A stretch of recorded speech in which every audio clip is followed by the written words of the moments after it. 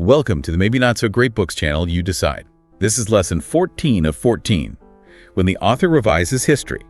1997 versus 2023 Contradictions from the Fourth Turning. Generational Theory Across 3 Decades by Neil Howe and William Strauss. Put the 1997 predictions on the left side of the screen and the 2023 assessments on the right. Then ask, is this a theory that was confirmed or a theory that was edited? And that is exactly the multi-million-dollar question we're tackling today. Literally. Yes, quite literally multi-million. Right. Because of the sheer size of the industry this theory spawned. I am genuinely so excited to get into this with you because, anyone who's been following along with our series, or honestly, anyone who just exists in the modern workforce, you have felt the ripple effects of this book. Absolutely, it's everywhere. Right. And my mission today is to essentially act as the stand-in for you, the listener. We are going to forensically examine a predictive framework that completely captured the cultural zeitgeist. It really did. It built an estimated $70 million corporate consulting industry. It heavily influenced high-level political strategies. But what happens when we look at the original prophecy, and then we look at the victory lap, published 26 years later? You find some incredibly fascinating narrative shifts. I've brought the actual texts, the side-by-side comparisons, the data on their methodology. The receipts. Exactly, I brought the receipts. We're going to look at why these timeline shifts happen, the mechanics of how a theory protects itself from being proven wrong, and, what this means for your own media literacy. So to set the stage for you listening at home, we're looking at a body of work that really started gaining steam with their book Generations in 1991. Right. Then it escalated into this massive, sweeping historical prophecy with the Fourth Turning in 1997. And then, after a 26-year publishing gap, we got what looks like a victory lap with the Fourth Turning is here in 2023. And it's that gap, that 26 years, that provides the most interesting, well, I'd call it a counterintuitive truth about how we process authority. Let's unpack that. Think about it. From a very young age, we are taught to trust experts who predict the future. Yeah. Of course. You turn on the news, there's an economist forecasting the markets, there's a demographer forecasting population trends. A political scientist telling you who's going to win the next election based on polls. Exactly. We crave that certainty. But what actually happens when a famous prophet makes a highly specific, dated prediction, the strict deadline passes, and the prophecy hasn't come true? In a rational world, wouldn't they hold a press conference? Or at least write a foreword in their next book saying, hey everyone, my underlying framework was flawed, I got the dates wrong, here's where my model broke down. In a strictly rigorous scientific world, yes, that is the expectation. But historically, and certainly in the realm of pop sociology, that rarely happens. They don't apologize? No. They quietly change the deadline, they adjust the parameters of the prediction, they stretch the definitions of the words they used, and then they claim they were right all along. It's really a masterclass in retroactive editing. Which is exactly what we are going to look at today. I want to bring up the ultimate hook from the source material, the central contradiction that we found when we put the 1997 book right next to the 2023 book. Okay, let's hear it. Back in 1997, William Strauss and Neil Howe predicted a massive society-altering crisis. They called it a Fourth Turning. The winter of history. Right, the winter of history. They mapped out this grand cycle, and they predicted this upcoming winter would hit its climax roughly around the year 2020. And this is the crucial part that I want to highlight for you listening. They said it would be completely resolved sometime before the year 2025. That phrasing is vital. Sometime before the year 2025. It's a hard stop. Exactly. That is not a vague feeling. That's a highly specific, testable claim with a definitive endpoint. Right. So fast forward to 2023. We're sitting here now in 2026, so that 2025 deadline has literally passed. The massive crisis hasn't neatly resolved into a new golden age. No, it hasn't. And William Strauss had unfortunately passed away in 2007, leaving Neil Howe as the sole surviving author. So Howe publishes the highly anticipated sequel, The Fourth Turning is Here. I went into this book expecting an explanation for the timeline. Did he admit the original 2025 resolution date was incorrect? He did not. No. He quietly shifted the resolution date to the mid-2030s. An entire decade. Yeah. He just moved the goalpost back a full 10 years. A full decade-long migration of the finish line. And you might be asking yourself, why are we dedicating an entire hour to the timeline adjustments of one pop sociology theory? Why does a 10-year shift matter to you, the person listening to this right now? Because it's not just a book. It matters because this isn't just an obscure academic debate happening in a faculty lounge somewhere. This specific theory and the archetypes it created spawned a massive industry. I want to make sure I heard that number right early. $70 million. An estimated $70 million generational consulting industry, yes. Wow. Fortune 500 companies. Heavy hitters like Nike, Ford, Disney, Viacom. That is wild. Not just corporate entities either. The U.S. Army and the U.S. Marine Corps have paid enormous sums based on these exact generational predictions. Wait, the military, they use this? Yes, for recruitment strategies, for understanding how to train incoming cohorts, they relied on this framework. When you sit through an HR seminar at your job on how to manage millennials. Oh, I've been in those. Right, or integrating Gen Z into the workforce, you are interacting with the direct downstream effects of Strauss and Howe's framework. You are interacting with what critics have aptly termed corporate astrology every single day. I love that phrase, corporate astrology, because it feels so true to the experience of sitting in those meetings. You get handed a sheet of paper that tells you, because this employee was born in 1989, they will respond to this type of management style. Exactly like saying, because you're a Scorpio, you're going to act this way. Yes. It provides this, this illusion of legibility. It makes complex human beings feel easy to categorize. It does. But to really understand how this theory survived long enough to become corporate astrology, we need to dive deeply into the core concept of today's analysis. Systematic retroactive revision. That's the one. Let's do it. I want to put these two texts side by side and really look at the machinery of how a theory protects itself. To do that, we first have to talk about how theories are supposed to be tested. A rigorous theory thrives on a concept called falsifiability. Okay, let's break that down for the listener. What exactly does falsifiability mean in this context? Falsifiability simply means that there must be a specific condition under which your theory can be proven wrong. Like a test. Like a test. If a mechanic tells you your car won't start because the battery is dead, that is a falsifiable claim. If you put in a brand new, fully charged battery and the car still doesn't start, the mechanic's theory was falsified. It was proven wrong. Right. You now have to look for a different explanation, like the starter or the alternator. But if the mechanic says, your car won't start because the universe doesn't want you to drive today, there's no way to test that. Yeah. It's unfalsifiable. Exactly. Or, to bring it closer to what we're discussing today, imagine a sports bettor who guarantees that a specific football team will win the Super Bowl by exactly 10 points. Okay.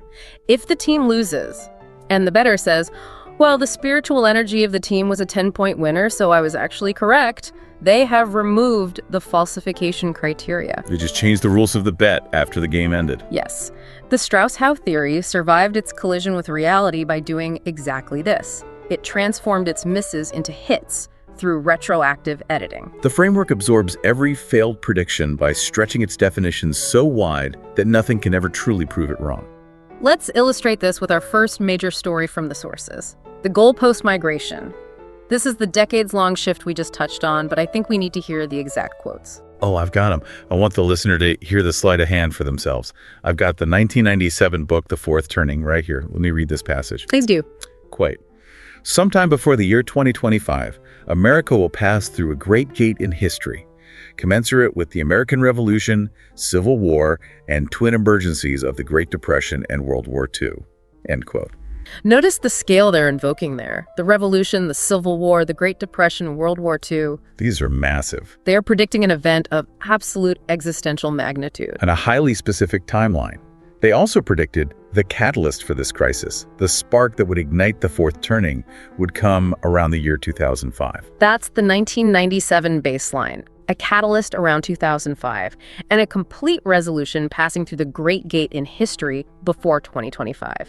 Now let's look at the 2023 retrofit. So what does Neil Howe say in The Fourth Turning is here about that 2005 catalyst? Did something happen in 2005 that kicked off the next World War or Civil War? Well, no. So in the 2023 book, the catalyst of 2005 is quietly reassigned. Reassigned. Neil Howe retroactively designates the 2008 global financial crisis as the catalyst.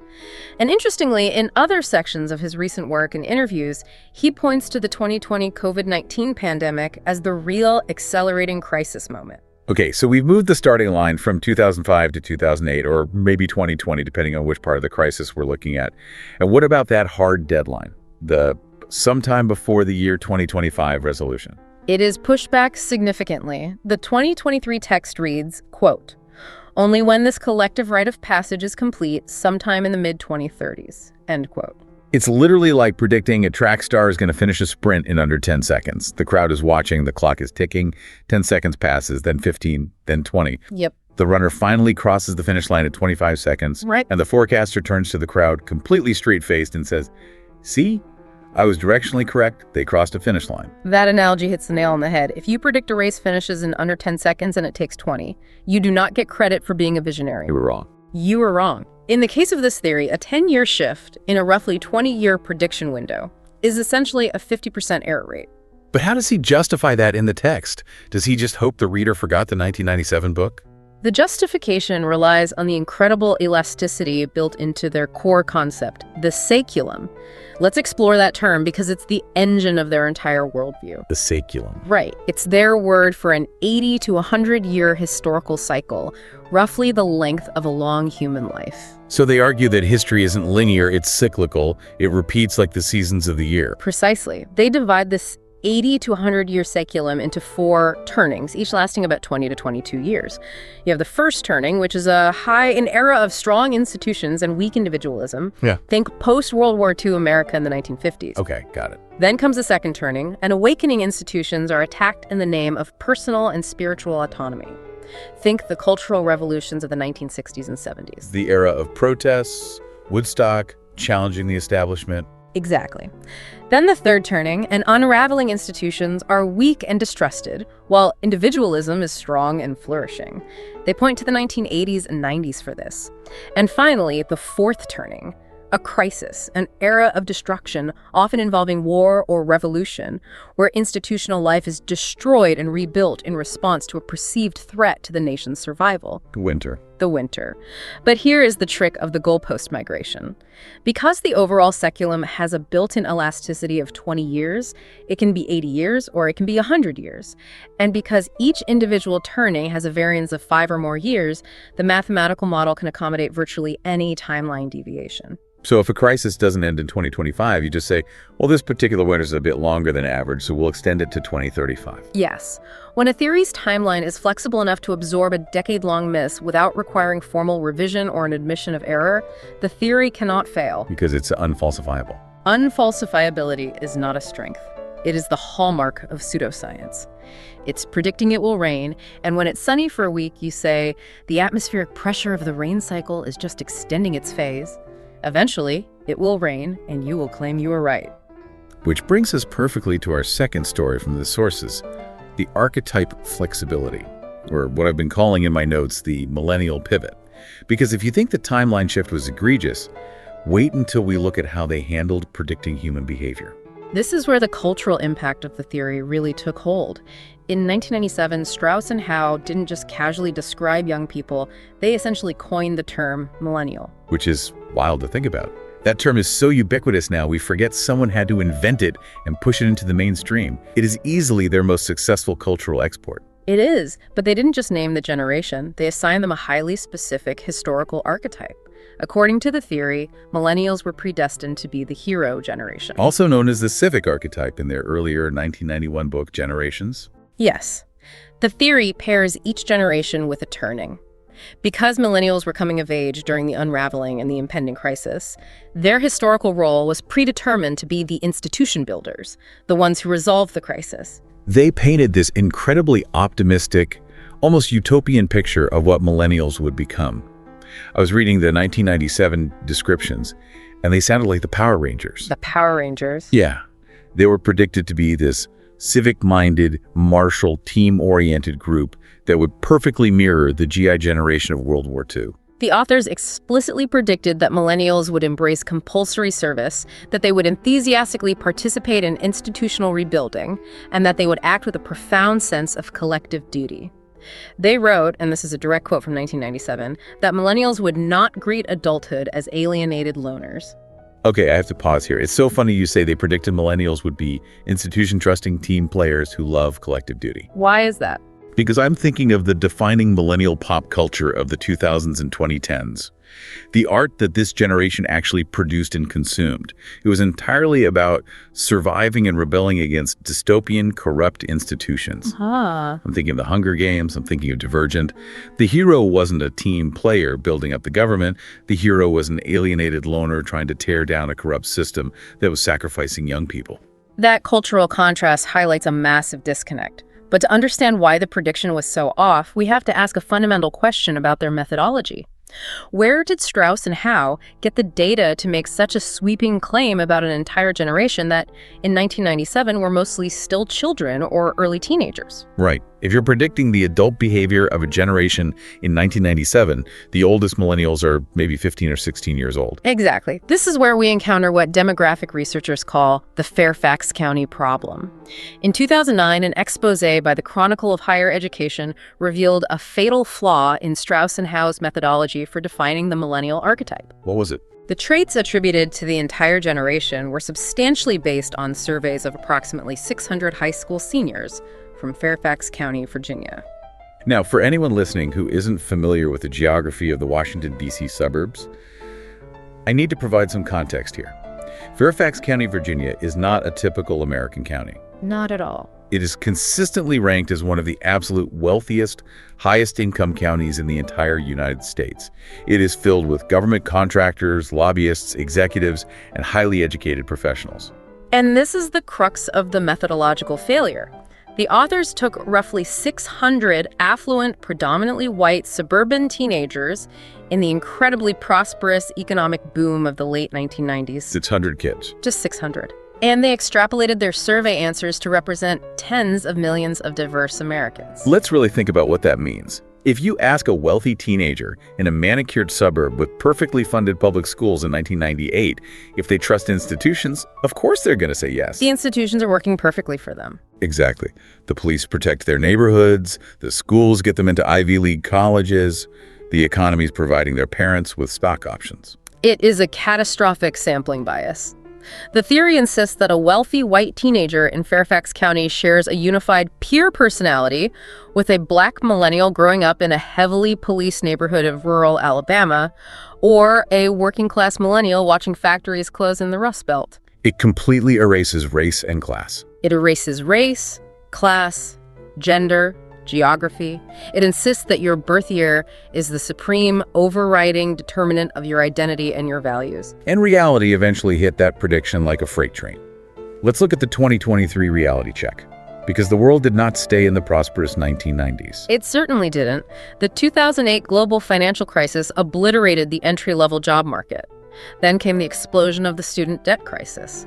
Then the housing affordability crisis, where starter homes became investment properties for private equity firms. And then a global pandemic. The global pandemic during their prime earning and family-forming years. These events fundamentally reshaped millennial young adulthood.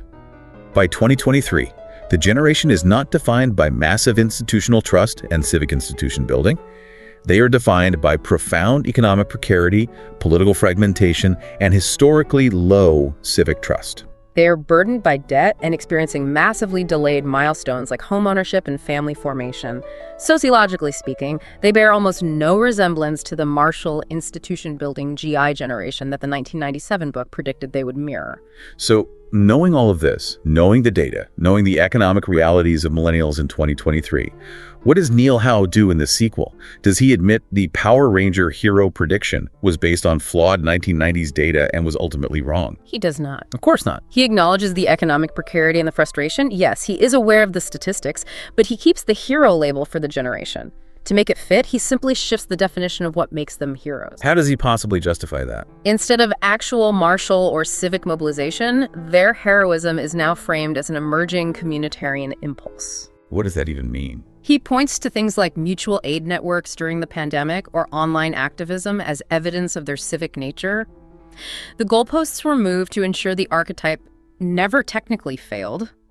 Because there were never any specific falsification criteria established for what would count as the hero generation not fulfilling its archetype, any positive collective action can be retroactively labeled as heroic. It's astounding. It's basically saying, you're still the hero generation, you're just heroically struggling to pay rent right now with 3 roommates. It totally neuters the original bold prediction. It turns a specific historical prophecy into a vague compliment. And that leads us to story 3, expanding the definition of crisis and what I call the co-author problem. Because it wasn't just the archetypes that got redefined, the very nature of the fourth turning itself had to be altered to fit the reality of the 2020s. Let's talk about how the goalposts of catastrophe were moved. Because in the 1997 book, a fourth turning meant a very specific scale of event. I remember reading the historical examples they used to define what a crisis looks like. Yes, let's review those.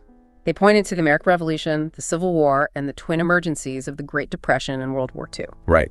Massive existential physical threats where the entire society has to stop what it's doing and pivot to survival and total mobilization. Total war, the draft, rationing, the fundamental restructuring of the global order. That was the bar set in 1997.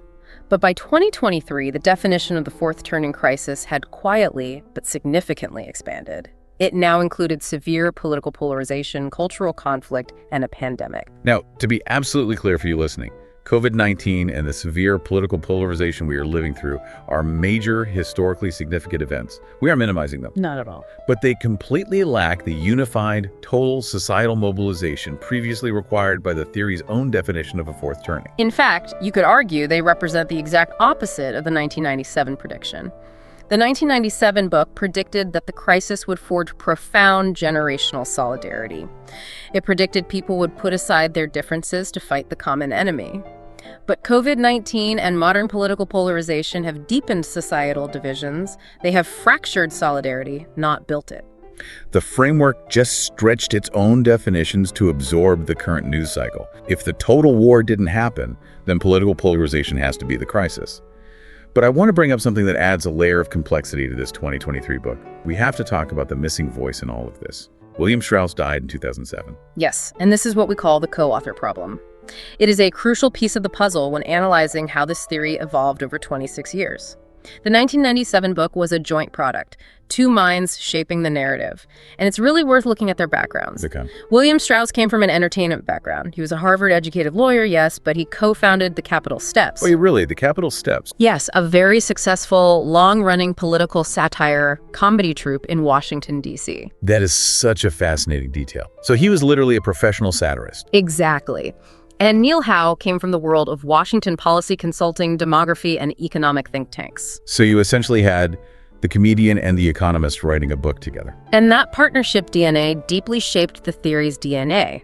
Strauss brought the satirist's skill set, the ability to boil incredibly complex human behavior down into flat, memorable, easily digestible archetypes.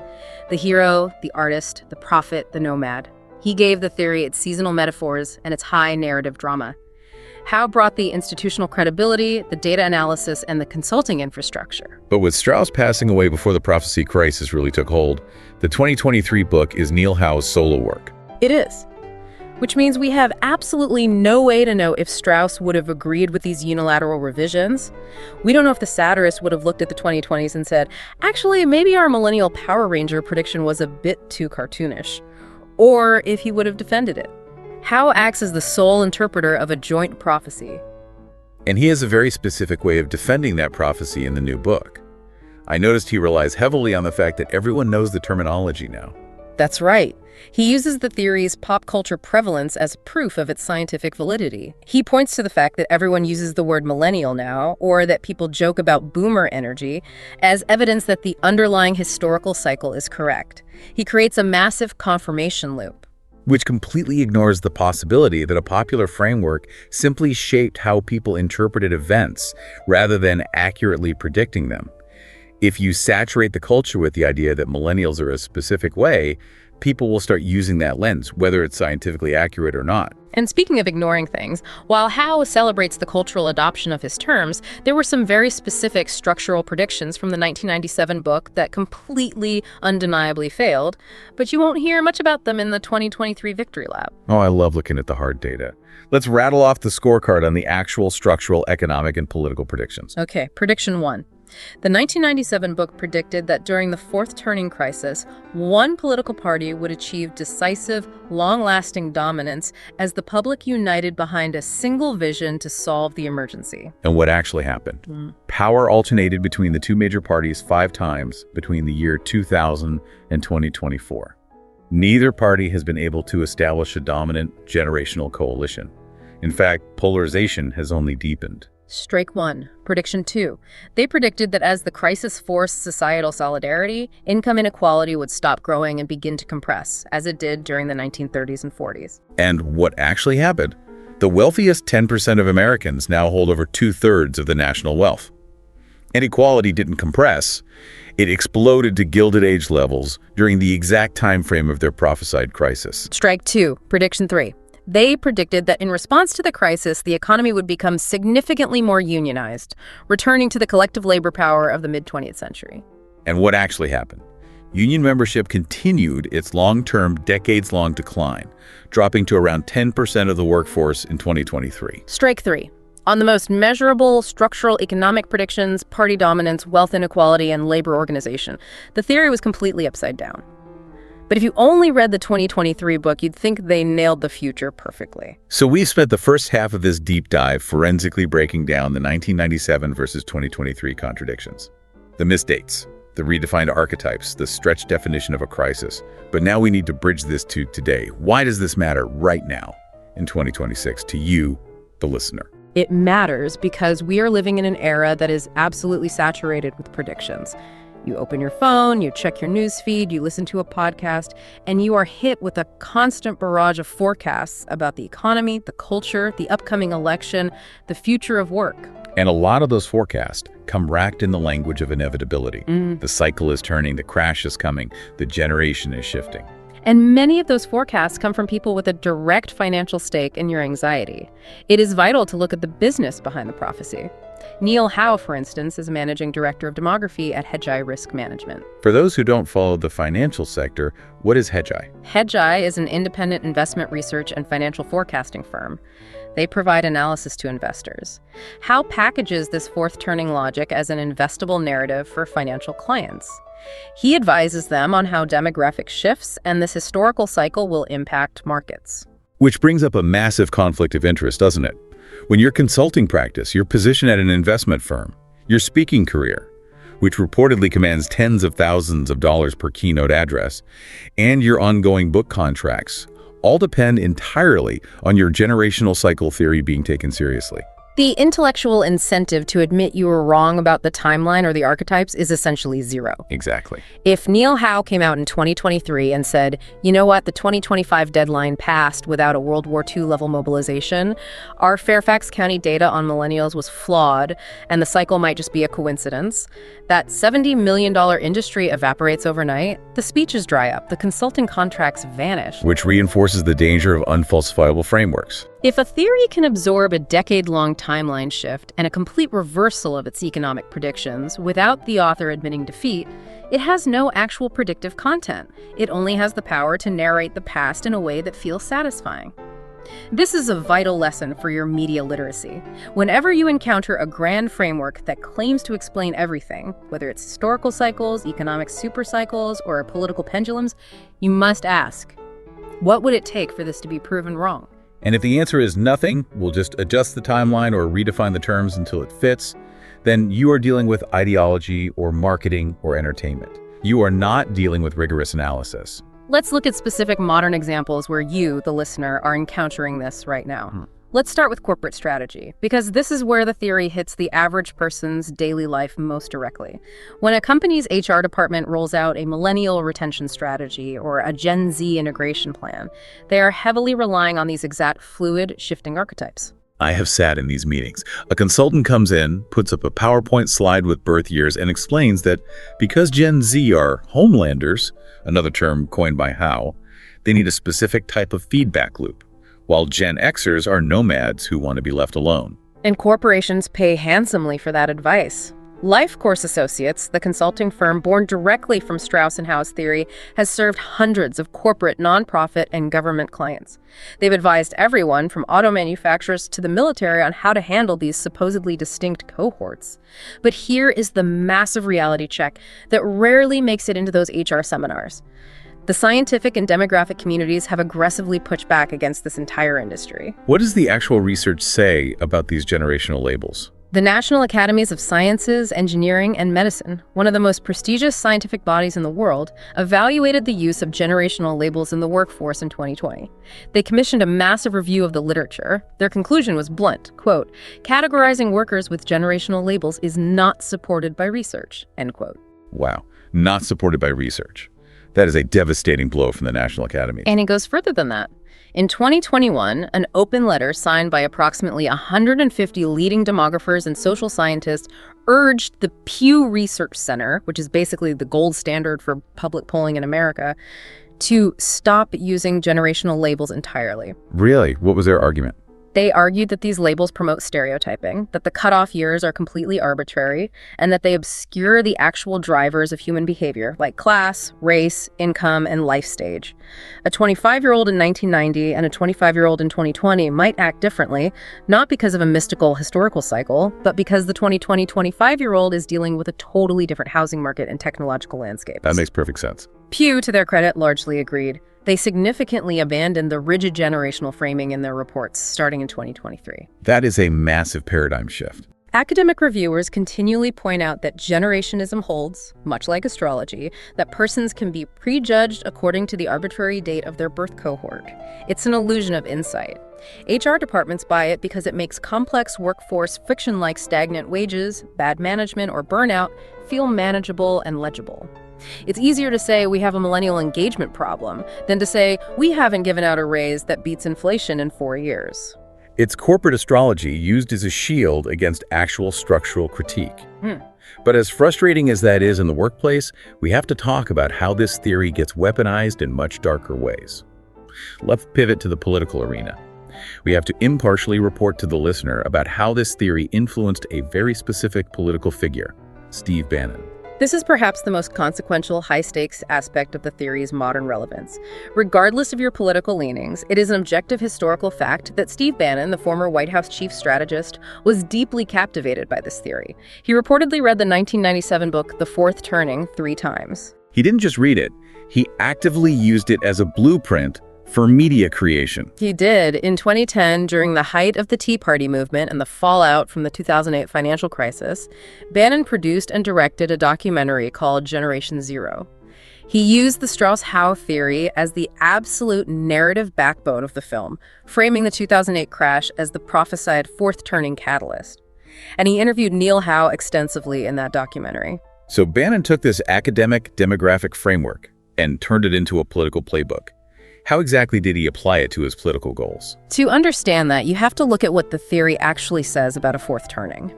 The theory argues that massive institutional destruction during a crisis period is not just likely, it is structurally necessary. It is the winter that must come to clear out the dead wood before the spring can arrive. The institutions built by the old generations have to be torn down so the new generation can build their own. It frames destruction as a natural, healthy part of the historical life cycle. Exactly. And in the 1997 book, Strauss and Howe wrote a line that is incredibly revealing, especially when read by political operatives looking to disrupt the system. They noted that during a crisis, if history does not organically produce an urgent, unifying threat, leaders will invariably find one and may even fabricate one to mobilize collective action. Find one or fabricate one.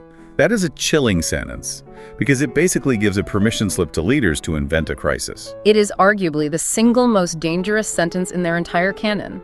By framing crisis fabrication as predictable, natural generational behavior rather than a dangerous political pathology, the theory blurs the line between description and justification.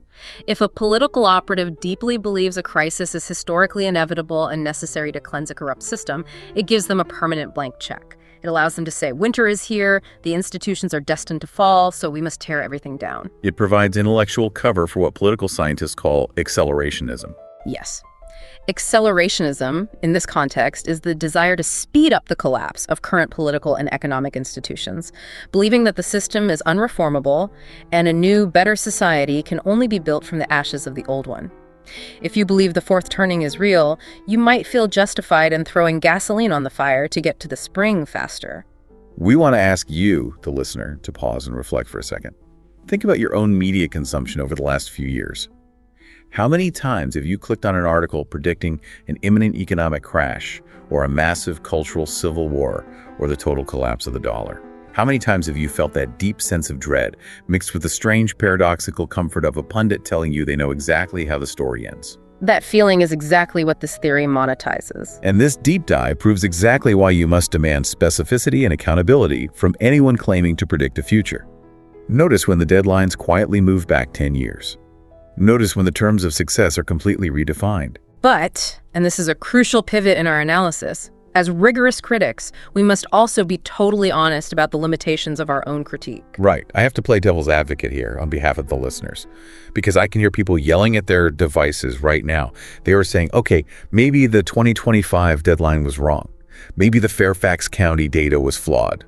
But didn't they actually get the vibe right? Didn't they predict the chaos of the 2020s? And we have to address that blind spot. We do. It is intellectually dishonest to sit here and say that Strauss and Howe got absolutely everything wrong. They didn't. Their broad strokes prediction that American institutions would face a massive, paralyzing legitimacy crisis in the early 21st century was directionally correct. They sensed a storm was coming. If you look at the collapse of trust in the media, the government, the medical establishment, and the banking sector, they were right to predict a massive friction point. And to be fair to their methodology, they sensed that storm based on real, tangible data from the 1990s. They were looking at rising national debt levels. They were looking at the early foundational signs of extreme political polarization. They saw the fraying of the post-World War II consensus. They saw the GI generation, the people who built the modern institutional framework, were dying off. The mood of institutional decay was correctly identified, but this is where we have to firmly distinguish between actuarial probability and mystical prophecy. What do you mean by actuarial probability? You can predict social moods and institutional friction by looking at demographics, economics, and institutional life cycles. If you observe that the generation that built a specific set of institutions, like the post-war welfare state or the global trade order, is passing away, and you observe that the generations inheriting those institutions feel economically alienated from them, you can reasonably forecast that there will be severe friction. You don't need a mystical 80-year cycle to tell you that. You just need to look at wealth distribution and age demographics. It's like predicting there will be a severe hurricane in Florida sometime in the next decade. If you make that prediction, you're probably going to be right because of the geographic and atmospheric realities of Florida. Exactly. But just because you predicted the hurricane doesn't mean you have a magical weather machine or that you've discovered a secret 80-year hurricane cycle. You just understand basic meteorology. The limitation of our deep dive today is recognizing that while their event-level predictions, total war, 2025 resolution, one-party dominance failed spectacularly and had to be retroactively edited, their mood-level sociological observation holds real weight. The idea that trust in institutions cycles over generations, and that societies lose certain competencies when the cohorts that built them age out of the workforce, is a valid and useful heuristic. We can acknowledge the value of their historical observation while entirely rejecting their deterministic, unfalsifiable prophecy. Okay, let's bring this to the debate angle. This is the core question we want you, the listener, to wrestle with after this episode ends. Did the authors predict actual historical events, or did they merely predict social moods? Let's look at the strongest defense first. Let's steelman their argument. The defense argues, moods, not events. In the 1997 book, Strauss and Howe explicitly wrote, quote, "The speculum does not produce the same events, only the same underlying mood," end quote. Defenders of the theory argue that we shouldn't get bogged down in whether the crisis was a war or a virus. They argue that if America entered a profound crisis mood roughly on schedule between 2005 and 2020, then the underlying engine of the theory was remarkably accurate. The argument is that the specific catalyst doesn't matter. Whether it's a global pandemic, a localized financial collapse, or a geopolitical conflict, what matters is the societal reaction to it. Do we react with unity or fragmentation? Do we trust the government or rebel against it? Right, and they argue that the mood of fragmentation, institutional distrust, and civic alarm was predicted accurately decades in advance, regardless of the specific trigger. But here comes the prosecution. The critics' view. What I call the unfalsifiable fortune cookies argument. The prosecution argues that a theory that claims to only predict moods, but completely misses massive structural economic realities, like skyrocketing wealth inequality and the total collapse of unionization, is a flawed model. And when that same theory shifts its resolution timeline by 10 full years when events don't cooperate. It's a theory designed from the ground up to never, ever be wrong. Exactly. I love the quote from the political writer and critic Michael Lind on this. What do you say? Lind noted that Strauss and Howe's predictions are, quote, as vague as those of fortune cookies. The prosecution argues that if you make 5 different dramatic crisis scenario predictions in 1997, they predicted potential fiscal collapse, terrorism, constitutional crisis, a pandemic, and a conflict with Russia, and you spread those predictions over a 25-year window, it's just a shotgun approach. Right. In a complex, interconnected world of 8 billion people, some variation of terrorism, disease, and geopolitical conflict is literally always happening. It's guaranteed. Claiming a prophetic hit because a pandemic occurred in 2020, while simultaneously ignoring that the pandemic didn't produce the unified civic response and institutional rebuilding your theory strictly requires, is just confirmation bias masquerading as social science. So you decide. Look at the 1997 predictions. Look at the 2023 revisions. Is mood accuracy enough to justify a $70 million consulting empire that dictates how companies hire, fire, and manage their workforce? Or is it just high-end corporate astrology wrapped up in very convincing historical footnotes? Which leads us to the concrete takeaway. What can you actually do with this information on Monday morning? This is the most important part. How do we apply this media literacy? Whenever you encounter a grand prediction at work, in the news, or in the latest best-selling business book, I want you to mentally look for falsification criteria. Yes. Ask yourself, and ask the forecaster directly if you have the chance. What specific event, data point, or date would prove this prediction completely wrong? Exactly. If the answer is nothing, we'll just adjust the timeline, or we'll just reinterpret the event to fit the mood, then you know you must treat that framework as entertainment. It might be a fascinating narrative history. It might be a brilliant conversation starter at a dinner party, but it is not rigorous data. Do not build your corporate strategy, your personal financial plan, or your political worldview on a framework that fundamentally cannot fail. And I want to leave you with one final, truly provocative thought to mull over as we close out this series. The authors claim that generations merely react to crises, that the winter of history simply arrives on a schedule, like the weather and the archetypes, the heroes, the nomads, the prophets, play out their predestined roles. But what if the opposite is true? What if our societal obsession with finding these neat, legible patterns in history actually causes us to manufacture the crises we think we are merely predicting? Exactly. Think about the power of narrative. If you are told over and over again by best-selling books, by highly paid political strategists, and by slick documentary films that a catastrophic cleansing crisis is absolutely inevitable, Do you subconsciously help create it? if a generation is told from birth that its historical destiny is to tear down the old world, do they stop trying to reform it? Do our prophecies of destruction eventually become the blueprints for our own destruction? That was lesson 14 of 14 on The Fourth Turning, Generational Theory Across 3 Decades. Subscribe for the full series. If you haven't seen our debate overview of the whole book, check that out, link in the description. Thanks for being here. See you next time.